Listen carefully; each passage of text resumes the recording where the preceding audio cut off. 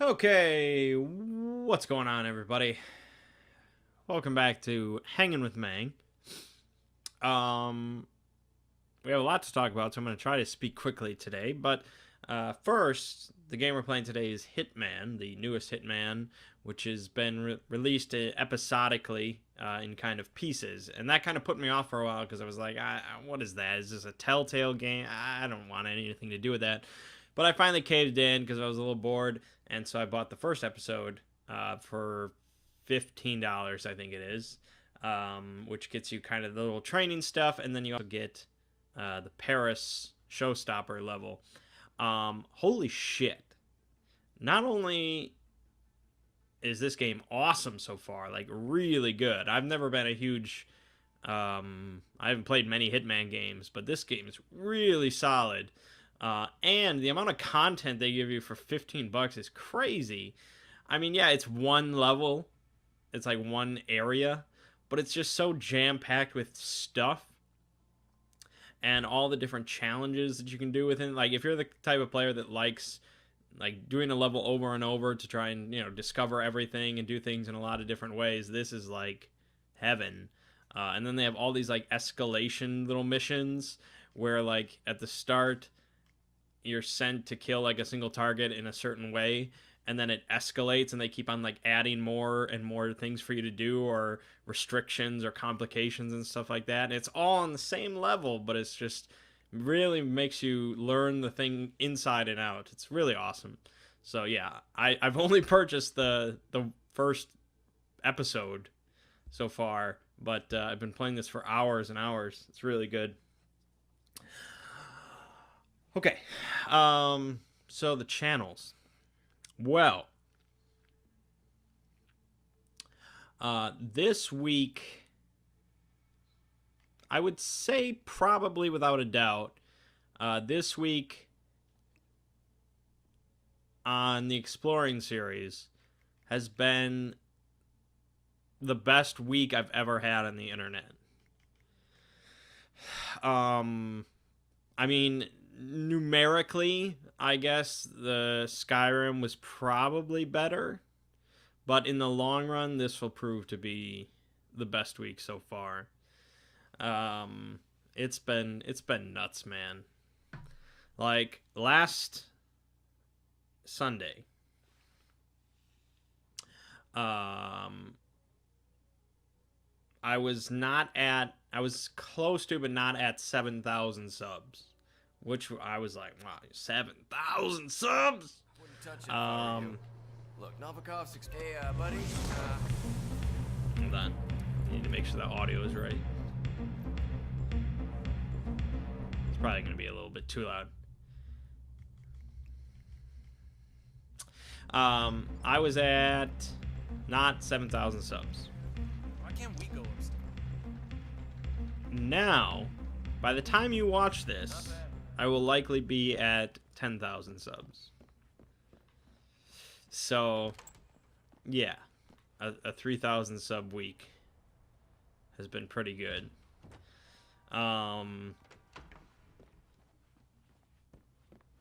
And to further put it into perspective, a few weeks ago, I was getting about 2,000 views a day ish, which at the time I was like, man, I'm doing all right compared to, what I've been doing, which is Let's Plays. This channel that you're watching, the Mangg's LPs, I get like what, maybe 40 views a day or something like that. So yeah, 2,000 or so a day is pretty sweet. Nowadays, on many of these days, I'll make that in like half an hour. On Tuesday, which was just an insane day, I did it in like less than 20 minutes. So yeah, things are looking good. Things are looking good. And pretty much the majority of this is from the Cthulhu video. For a few reasons. One, Oh, shit. One, at this point in time, if you go on YouTube in the search bar and you search for Cthulhu or Cthulhu Mythos, I will be the first result. Which just blows my mind when I discovered that. It's just crazy to think about. Like, I mean, if you would have told me, like, last year that... I mean, I knew about Cthulhu. You know, last year, I had played Call of Cthulhu, I had done some research, and I had done some reading, and I was a fan of Lovecraft and things like that. But to be the video for Cthulhu, that's crazy. People that are interested in learning about Cthulhu, but would rather watch a video than read, there's a very good chance that they will watch my video. That's nuts. It's nuts! I don't know how to think about that. So that's cool. But also, apparently YouTube is very nice to me. Their algorithms have been very nice to me. Alright, be sure to... I'm getting recommended a lot, both on like the homepage for people and the sidebar, so that's been good.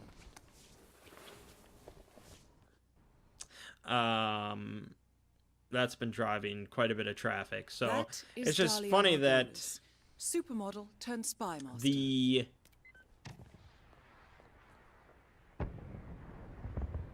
predominant amount of my views right now is from a series that I'm finished with.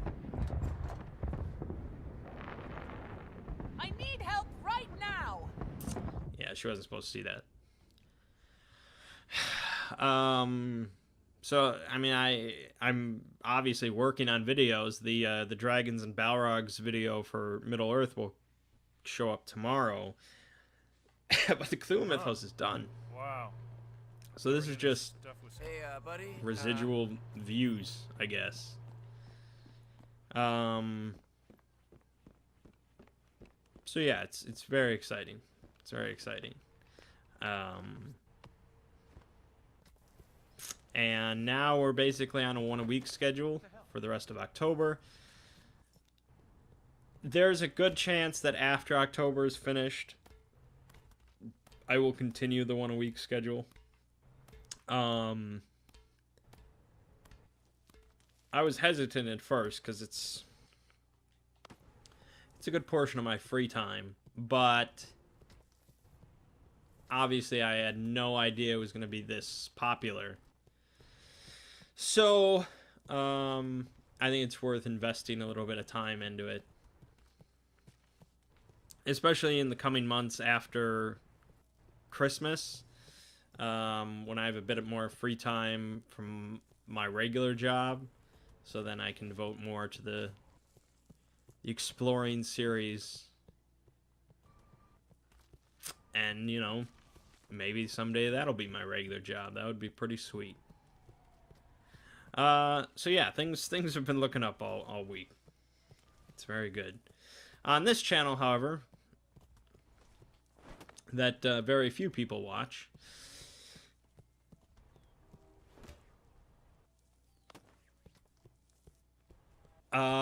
we've been doing Deus Ex. I think we're nearing the end of Deus Ex, I believe. Alright, be sure to... And, Minish Cap, I think we're also nearing the end. Or you can just dump it over the side, huh? I mean, that's sure to get noticed. Do not even flinch. Whoa. Okay. We'll see how we do with that.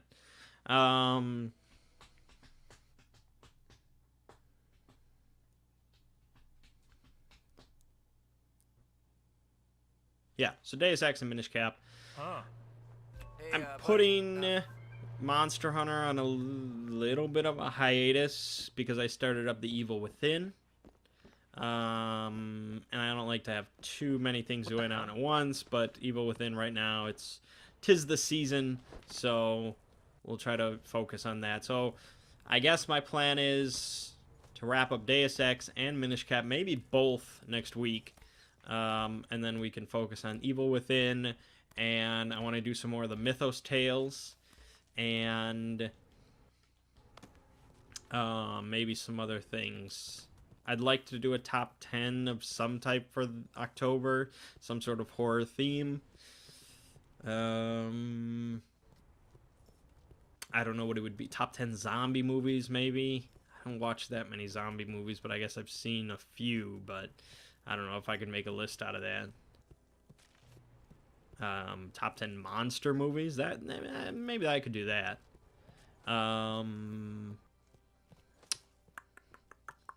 Also, next Saturday, I am planning, it is the plan, to do the VR horror stream. So, I hope some people can catch that live. Otherwise, of course, there will be a video. And that's pretty much it, I guess.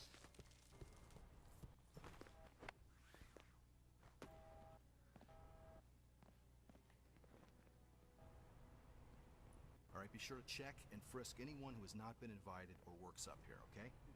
Okay, let me see here. And our own. Look, not that you understand, okay? We have a lot of important people here. Sir, you were trespassing. You're coming Yeah, with me. yeah. Okay.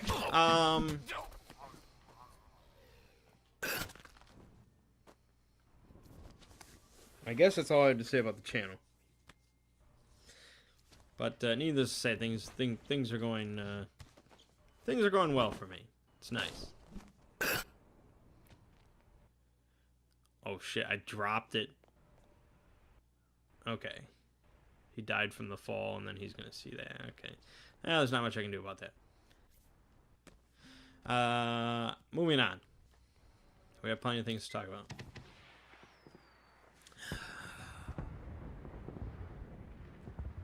Monday, we played Sulkin again, which I narrowly lost. Ziggy has won both games of Sulkin because of basically a single card. He manages to get one card that just works out for him immensely, and so he takes the win. So that's unfortunate. You know, I did not vote for Sulkin on Monday.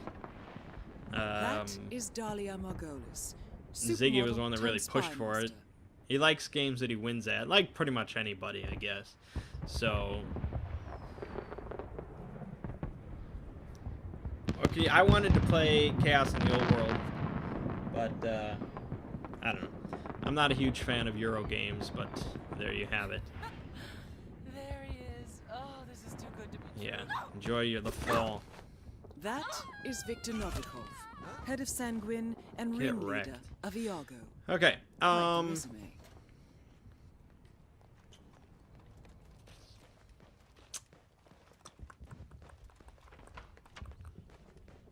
What's up, bud?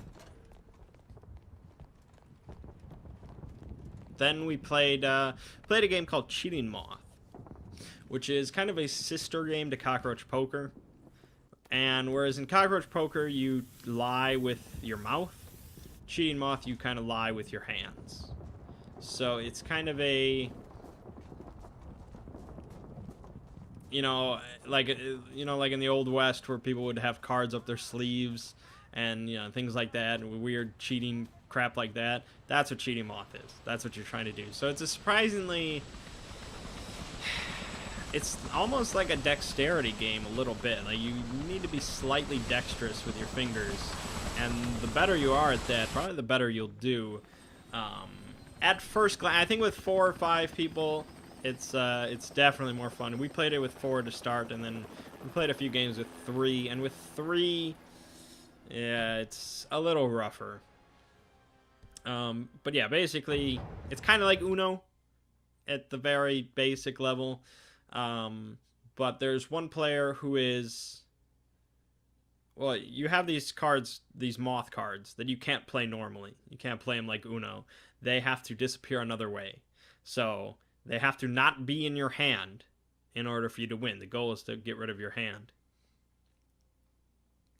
And so the moths, since you can't play them, but you have to get rid of your hand to win, the only option is to cheat, to get rid of them some other way, tuck them away, out of sight, out of mind. And so the game does not provide many rules for how you do this. You pretty much just have to come up with ways to cheat. So tucking them up your sleeves is an option. Tucking them into a pocket or something like that, or flicking them away, or throwing them under the table is a very common one.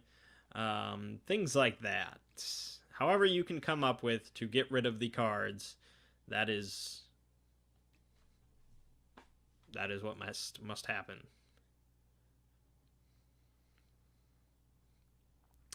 And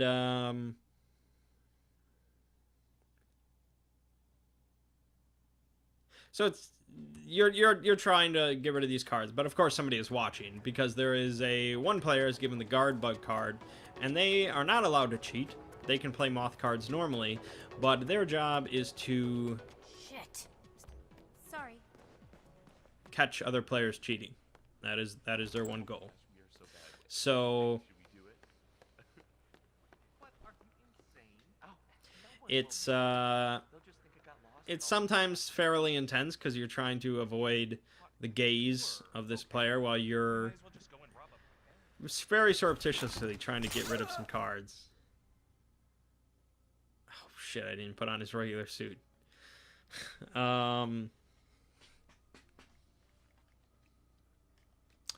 And if you get caught in the act of cheating, you have to take more cards, and you are then the guard bug, so you can no longer cheat, and you have to watch other people. And so with 4 or 5 people, I think it's a lot more fun, because there's cards that people play that cause like immediate effects, where people have to like slap their hand on the deck of cards, or some things like that that cause like these sudden disturbances.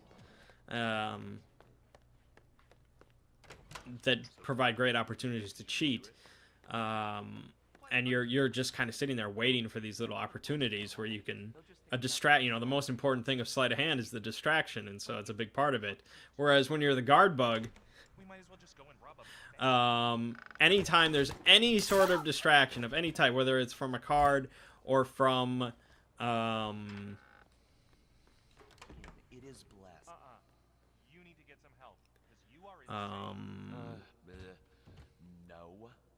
okay, let me try and think.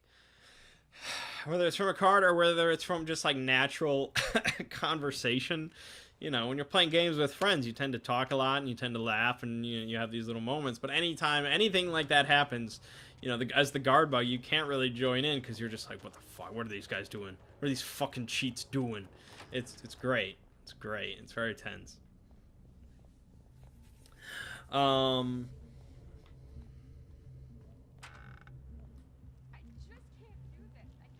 So I need to play it some more to decide how much I enjoy it. But I liked it enough to buy it. I like the concept enough of a cheating game. It's very unique. So that was good. I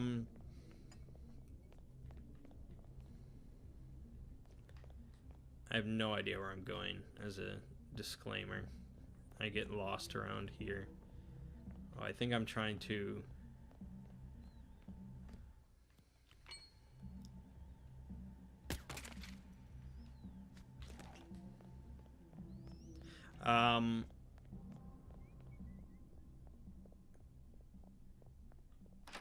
This isn't where I want to go. I want to get to the second floor.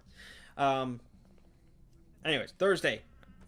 Hitman is not a great game to play while I'm trying to talk, but Thursday we played Cry Havoc, which I've been looking forward to quite a bit. Cry Havoc is a 4-player asymmetrical game that shares similarities to Chaos in the Old World and Cthulhu Wars and Kemet and Risk and Blood Rage, dudes on a map games.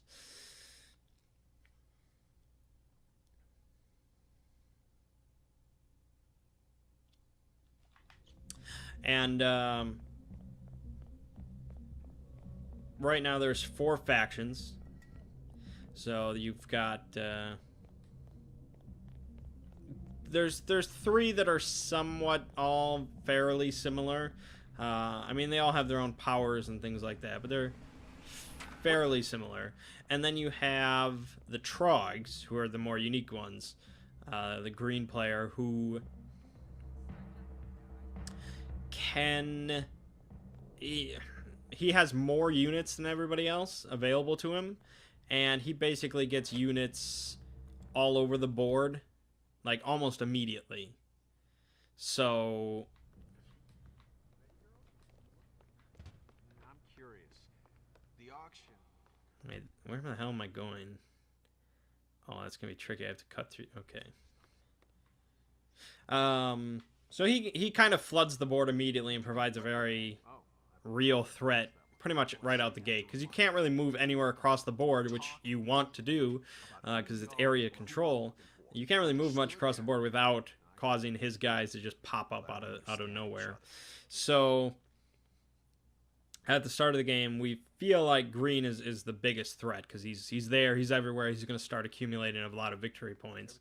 But as time goes on, his strength starts to wane a little bit, and so... Wow. Never knew this stuff was so complicated. It becomes a bit more balanced than that. I think I got 3rd place. I did not do that well. I played blue, and blue in these types of games, I find, is always like the... it has a bit odder of a playstyle. Like, he's supposed to be a bit more of a manipulator and things like that.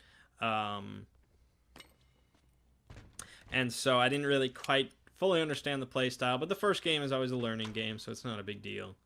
And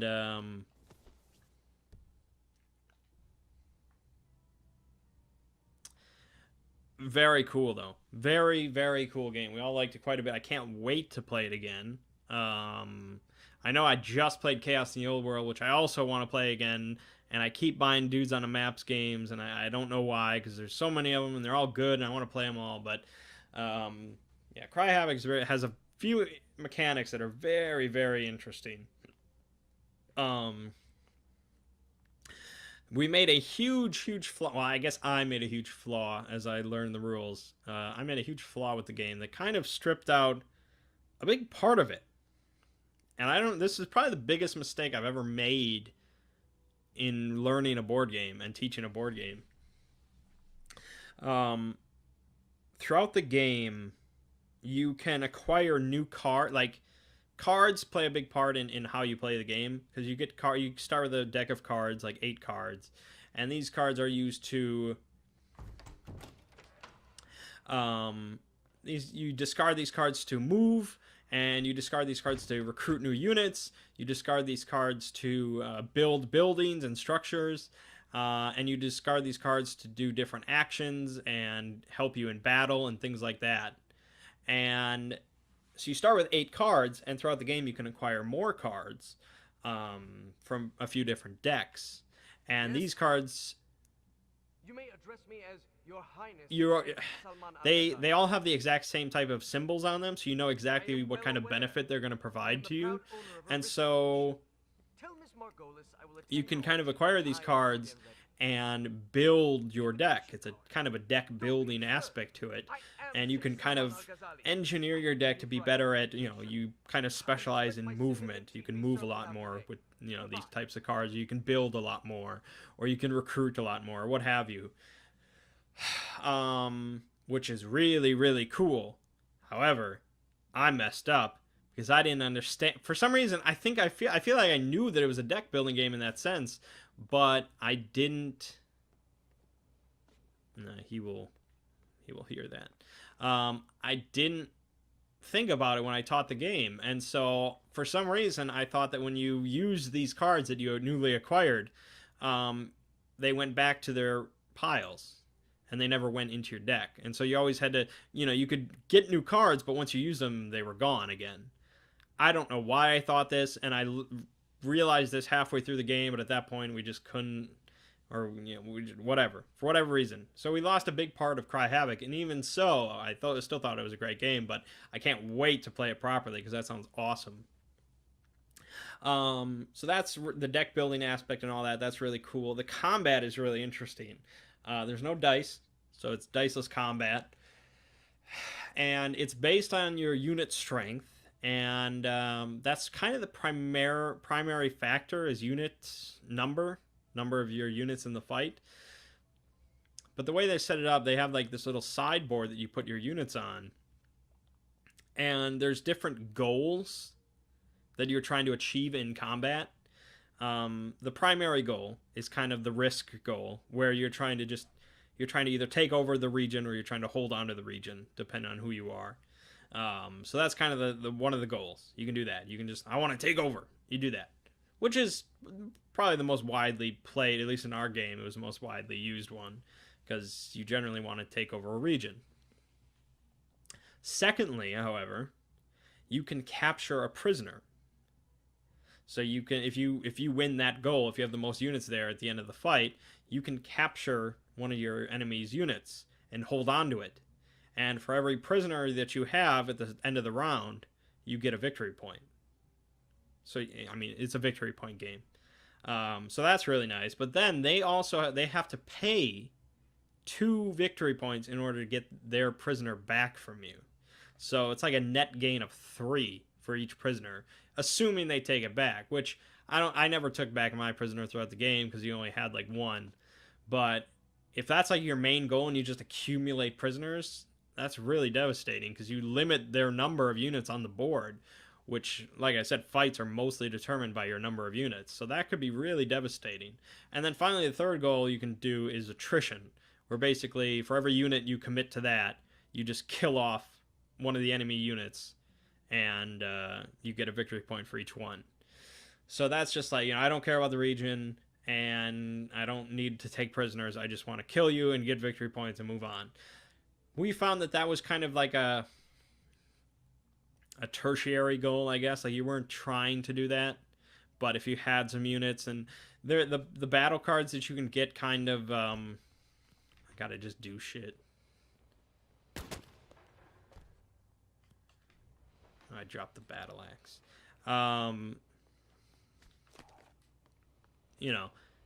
Battle cards let you move units around on the little different goals. So you would, you might commit everything to taking over the region, but you just don't win the numbers game there. Like, it's impossible for you to win. So you might use some battle cards that you have in your hand to move those units from the region control over to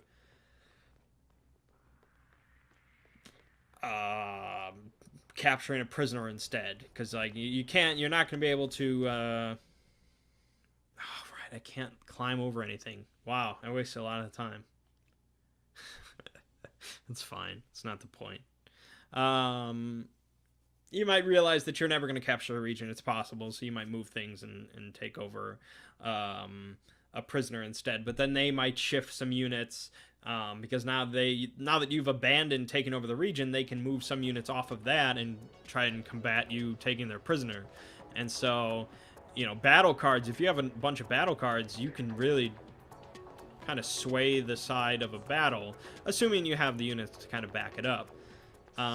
But, the battle cards that you're using, these are the same cards that you need to discard in order to move and recruit and build stuff. And so it's this very careful balancing act of how many cards do I invest during the action rounds, and, how many battles am I in this round, and do I need these cards for this battle? And so if you're invested in a lot of battles, like, green is at the start of the game, like in our game, it was not crazy for the Trogs, the green player, to be invested in like 3 battles or so each round, just because he's everywhere. He's kind of spreading himself thin. And so he very quickly ran out of battle cards, and then an opposing player can just kind of sweep him in a fight. So he ended up completely thwomping us. at the end of the game, just because his numbers and everything, his controls, just we couldn't do much about it. But yeah, I could see how there's a lot of balance in the game. Yeah, so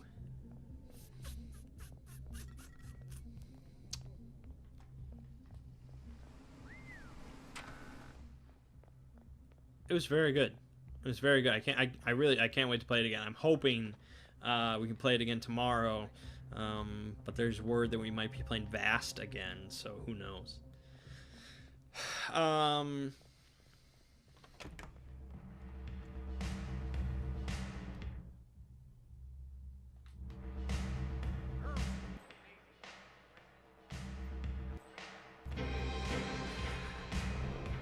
Yeah, very good stuff. Very good stuff.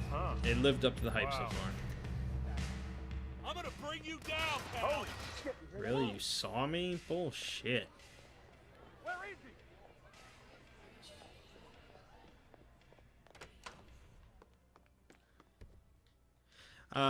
Yeah.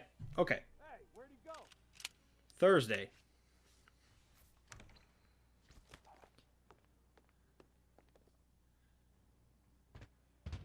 Thursday. Oh, so I tried to stream Cry Havoc on Thursday. And some of you may have actually seen it, but like halfway through or something like that, Phil noticed that the camera wasn't on, and I looked over and the camera wasn't on, and I don't know when that happened, and so I was just like, fuck it, and I just shut off the stream and deleted it. Yeah, every time I try to stream a board game, something goes wrong. I don't know what happened there. I know that Ziggy was like stomping around the camera cord, so I blamed him. I assumed that was it, but I guess it's irrelevant. But on Saturday, I tried to make up for it by streaming Dread, which I told you about last week. So we had me and 4 players. And you can watch a stream of it. The stream gets pretty crazy at times because my camera kept falling down, and so I had to hold it for a portion of the stream to get some extreme close-ups on the Jenga tower. But I think everybody had a good time. At times, it's kind of like just plain Jenga with a story attached to it, which is funny. But at other times it's like telling a story and there's some Jenga involved. And so it kind of goes back and forth between there. But the scenario that I did, the Beneath the Full Moon, was very basic. You know, it would be a very weak horror movie. Because it's just such a basic cliche thing, where it's just like they're on spring break and they're out in the wilderness and they're all alone and there's no phones and oh god, there's a werewolf and they try to get away from the werewolf and they get away from the werewolf, but some people die. So it was a very basic introduction to Dread, but I didn't want to overdo it too much. I just wanted to see how it worked, see how I could DM this and move on with it, and it worked out all right, I think.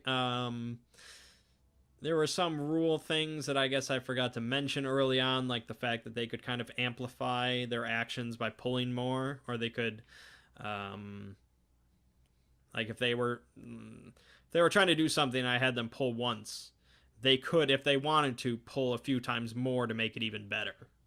I believe that's in the rules from what I remember. And,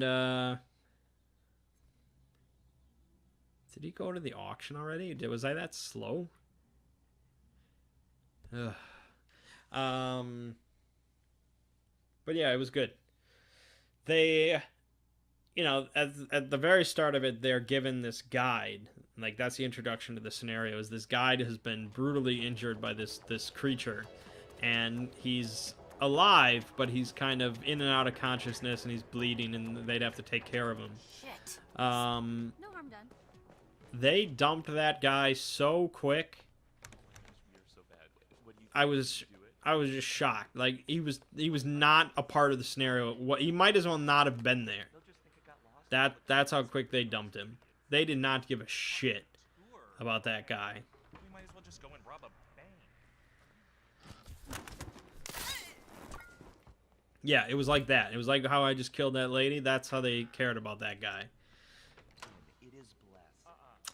And I mean, I couldn't do anything about it. That was their decision. The only thing I could do is make them pull for their for the moral damage that it causes their characters to just leave this guy behind like that. And they were like, fine, you know, fine, we'll pull. Because in the long run, taking him with him would cause a lot more pulls. And so in that instance, just kind of like, well, you know, you just have to, role play, you know. Like, it's not about just min-maxing, like, oh, we'll save more pulls in the long run if we just dump them. You know, you're trying to be you're trying to play human beings, characters. But there you have it. They dumped his ass real quick.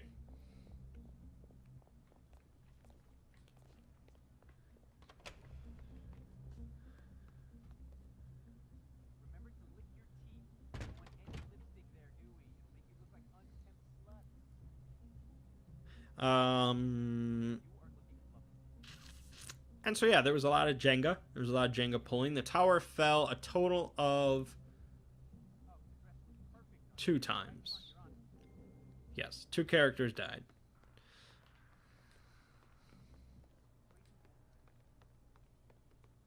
And I thought it was going to fall...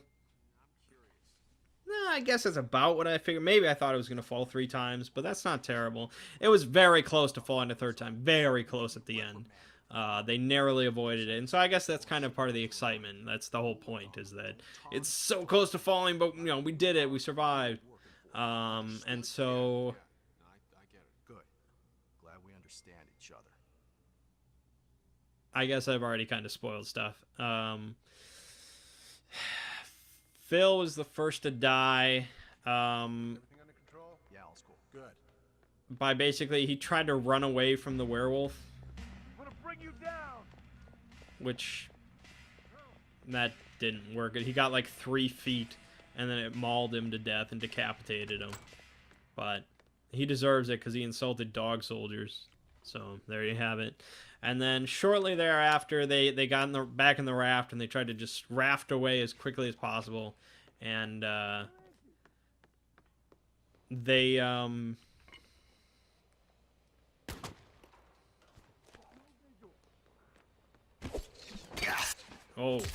Hitman, so stealthy.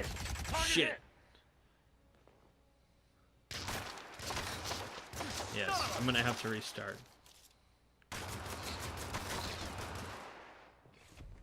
Target to the. Nice. Perfect. Take him down.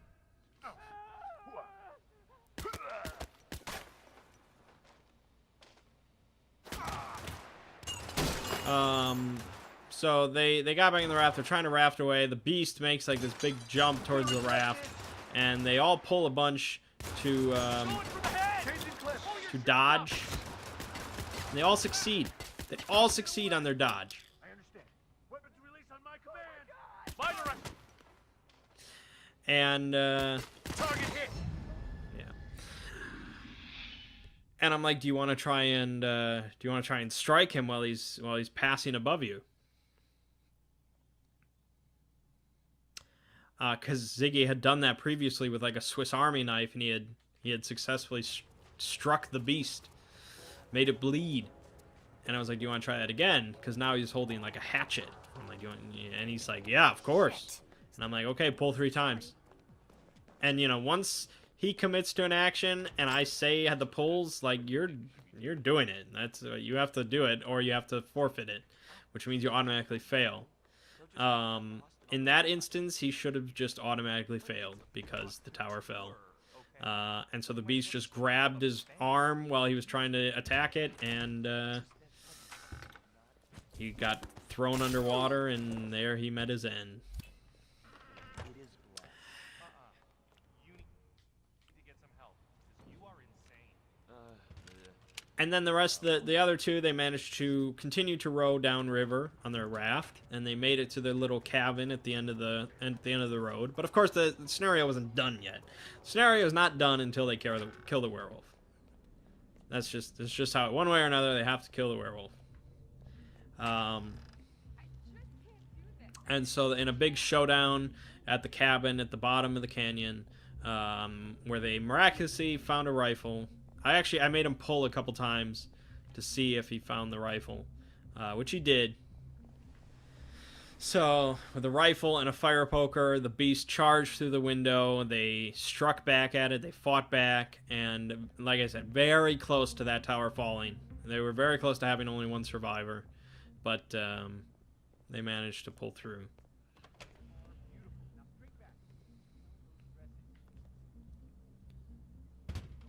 And kill the beast. And that's how it ended. So, it's not completely horror, because, I mean, I guess there are horror stories that end successfully, although it usually teases, like, a sequel of some sort.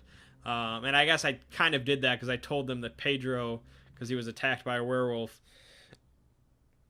and they kind of just left him there, he did eventually become a werewolf. If they had kind of killed him, if they had just killed him instead of just leaving him there unconscious, he wouldn't have been, but now there's another werewolf stalking the Grand Canyon. Have to remind you, rule of thumb, don't talk, don't think about who we are or who we're working for. Understood? So yeah, it was a lot of fun, except really Understand each other. after Phil died, when a character dies, when the tower falls, you have to reset it up. Yeah, all's cool. Good.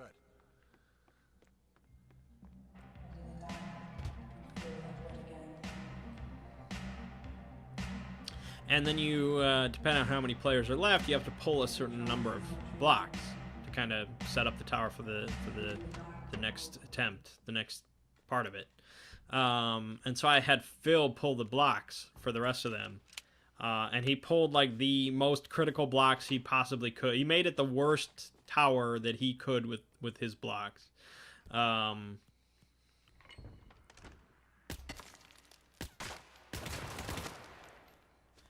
good thing I can aim, right? Hello? Anybody home? What the? No, no, you. What's happening in the vicinity?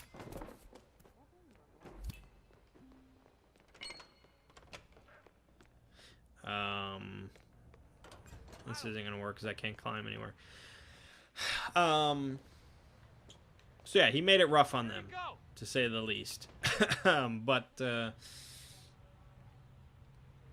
so that partly caused Ziggy's death, but there was gonna be one more death no matter what, so it didn't affect too much, I guess. But it made it very close at the end for a third death. So, but yeah, overall, a lot of fun. Not something. Oh, do not pacify anyone. Yeah, you can't pacify anyone. That's when the comment. Yeah, you have to kill him. Shit, should have shot him. It doesn't like replace Call of Cthulhu as like my go-to horror RPG. Because it's like, how much do you really want to play Jenga? But for like once a year for an October event for me, that's great. I'll probably do that every year. Ziggy said that he wants to write his own scenario. That's interesting that he just immediately jumps to that. I don't like, he's the type of guy that he will never run anything pre-written ever. I don't think he's ever run anything pre-written ever. Whereas I would never write my own like horror scenario. I don't like it. Just like, why? There's so many good horror scenarios and you know, stuff like that out there. I don't see why I would ever write my own. I don't think I'm that creative.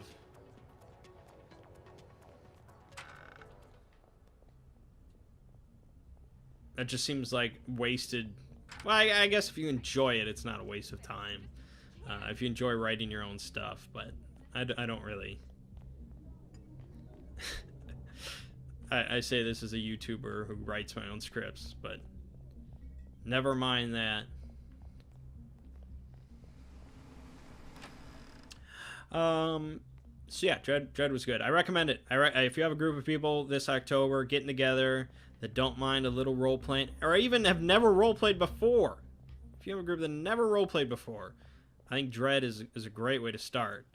You know, it's not like nerdy shit like D&D. It's a horror movie. Like most people are familiar with horror movies.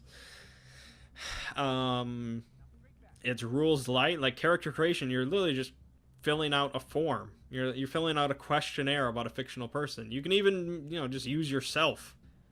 Like just answer the questions yourself. Some of them are kind of oddly specific and personal, so maybe that doesn't work. But you know, it's not, character creation is not difficult whatsoever, and you know they liked it.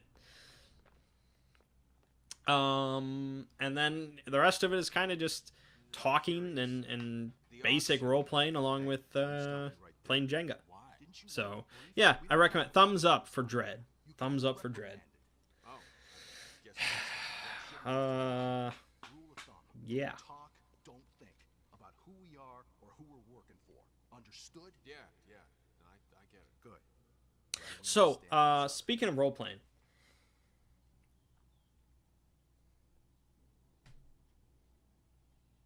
on Thursday, me and a couple other guys went to Applebee's, of course, and we spent a good amount of time there talking about Dungeons and Dragons because we got the upcoming D&D thing. And so I, of course, am fully prepared with my character. I know exactly what I want to do, Old Man Ovum and all that. So I've got no issues, but they are still uncertain about what kind of characters they want to play. And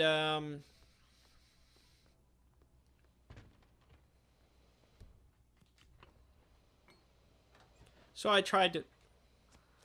What's going on? What? No way. Okay.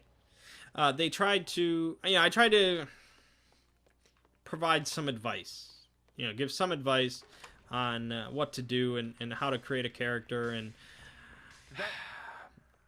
mistakes, possible mistakes they could make and how to avoid them and blah, blah, blah, blah, blah. Not that I'm an incredibly experienced role player, but I've been around the block a few times.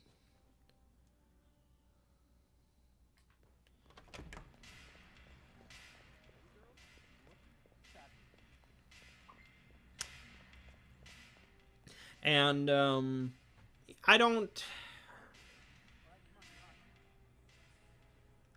I guess I don't expect people to be... They're not as experienced as I am. I'll put it that. They're not as experienced as I am, so it's not going to be like... You know, I don't expect them to have these epic backstories or to create these really, like, nuanced, complicated characters or anything. Like, you know, I talked recently about what makes a good RPG character, and I explained that to them. And I think that is what they should strive for. Is something they like to play and is something that plays well with the group. Pretty much very, very simple stuff. Simple, but not always easy. As I myself have proven. So Thomas, I'm not too concerned with. You know, usually his characters have a little bit, are a little bit gimmicky, jokey. You know, there's a little bit maybe a sense of this humor imbued into the character.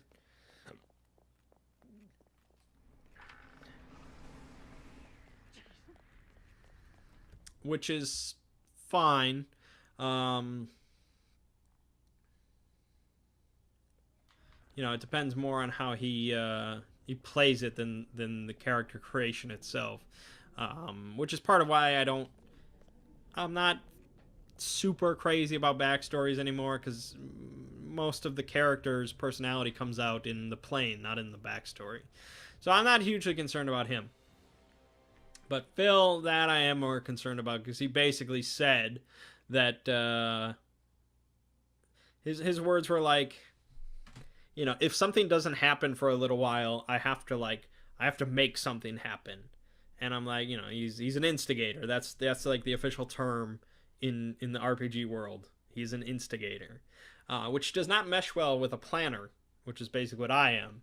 You know, because I could very easily sit there for like 2 hours and just come up with a full plan for something. Even though I know it's not going to all work out, I like to do it. It's what I enjoy doing. I'm methodical in that sense. Whereas an instigator, 5 minutes goes by and something isn't blowing up or breaking or who knows what. If he's not running from an enemy or God knows, something's wrong. He's got to do something. So, we don't mesh completely, and so it's kind of, we have to make a bit of compromise that I don't try to overplan, which I don't think Old Man Ovum really overplans at all. He's not an Artemis or a Gug or anything like that. And he tries to not fuck everything up. That's basically the compromise. And we brought up an interesting thought. The one thing, like the one skill in an RPG game, an RPG that you actually have to be you have to be good at in real life in order for it to translate to the game, is like charisma, is like, persuasion, that kind of, like speaking, being a smooth talker. If you're not a smooth talker in real life, it's very tough to play a smooth talker in real game, which doesn't really translate for anything else. Like, if you're a weakling in real life, you can play the biggest, buffest dude in all of God's creation in an RPG. If you're not dexterous at all, you could never do a flip to do anything ever. You could be spinning through the air and picking locks and picking pockets. You can do all that.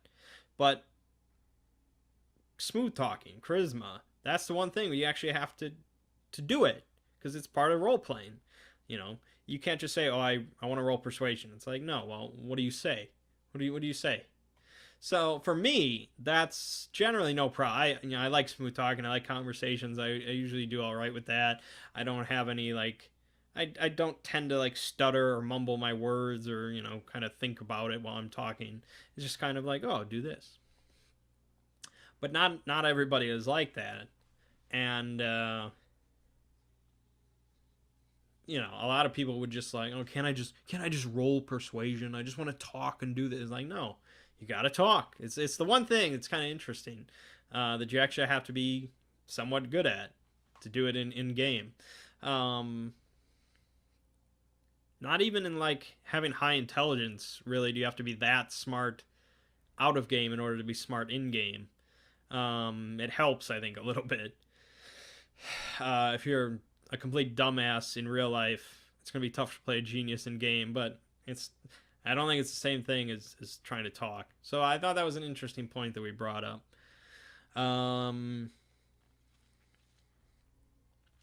So yeah, I still don't know fully what they're planning for their characters. I think one of them might be a barbarian, but we'll see. Old Man Ovum's gonna have to try to wrangle these guys in and keep them controlled a little bit, provide some of his wisdom. But yeah, I'm really looking forward to it. It's gonna be great, I think. So, yeah, I guess that about wraps us up for today.